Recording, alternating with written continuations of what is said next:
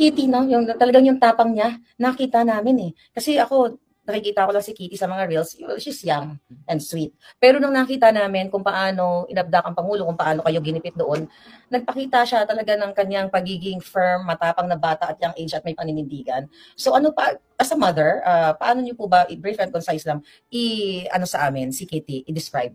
Sabi ko nga hindi, noong pa yan, sabi ko, surrender ako sa anak ko kasi kaugali siya ng tatay niya. Okay. So sabi ko nga sa loob, sabi ko sa papa niya, sabi ko, you'll be proud of her kasi talagang kaugali siya ng tatay niya.